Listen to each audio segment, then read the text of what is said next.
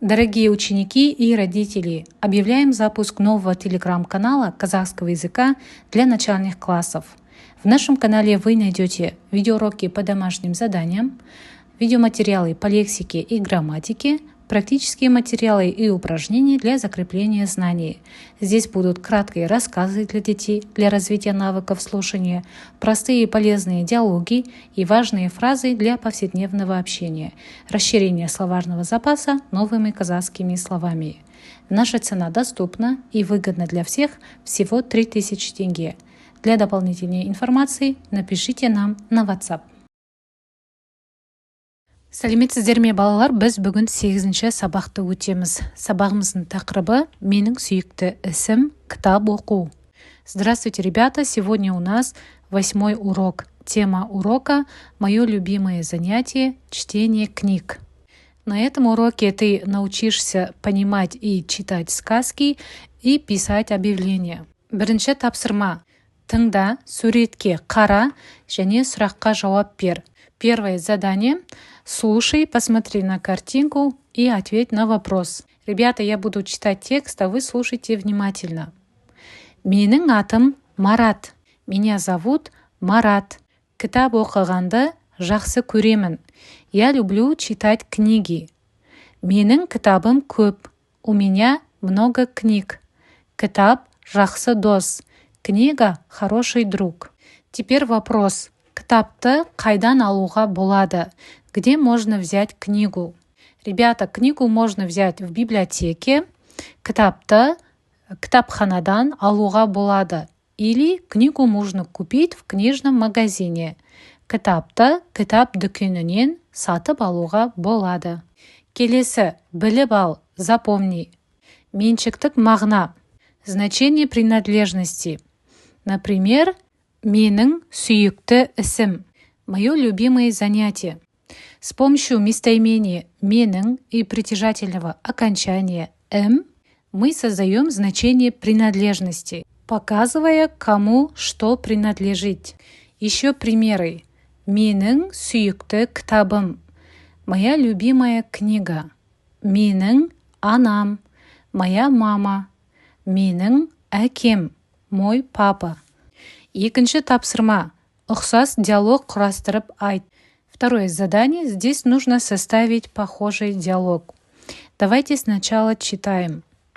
Диас. Бұл не? Диас. Что это? Бұл кітап. Это книга. Сен кітап оқығанды ұнатасың ба? Ты любишь читать книги? Иә, менің сүйікті ісім кітап оқу. Да, мое любимое занятие – чтение книг. А теперь давайте составим другой диалог. Марат, сен қандай кітап оқып отырсың? Марат, какую книгу ты читаешь? Кітаптың аты «Табиғат әлемінде». Книга называется «В мире природы». Керемет, сен бұл кітапты қайдан алдың? Прекрасно, где ты взял эту книгу? Кітапханадан алдым, взял в библиотеке. И третий вариант. Арнур, сенің кітаптарың көп пе? Арнур, у тебя много книг? Я, менде түрлі кітаптар бар. Да, у меня много разных книг. Сен ол кітаптарды қайдан аласың? Где ты их берешь? Кітап дүкенінен сатып аламын. Покупаю в книжном магазине. Ребята, вот таким образом вы можете составить другой диалог. Келесі үшінші тапсырма, ертегіні оқы, сұрақтарға жауап бер. Третье задание. Прочитай сказку, ответь на вопросы. Давайте, ребята, вместе читаем. Бірде жасыл, қызыл, сары қарындаштар кездесіп қалды. Однажды встретились зеленый, красный и желтый карандаши. Олар бір-біріне таңдана қарады. Они удивленно посмотрели друг на друга. Мен бәрінен ұзынмын, деді қызыл қарандаш. Я самый длинный, сказал красный карандаш. Ал жасыл қарындаш, жапырақтарды жасыл түске бояй-бояй қысқарып қалдым, деді. А зеленый карандаш ответил: я рисовал листья зеленым цветом, поэтому я стал коротким. Сары түсті қарындаш, біздің бойымыз бірдей, деді. Желтый карандаш сказал: мы одинакового роста.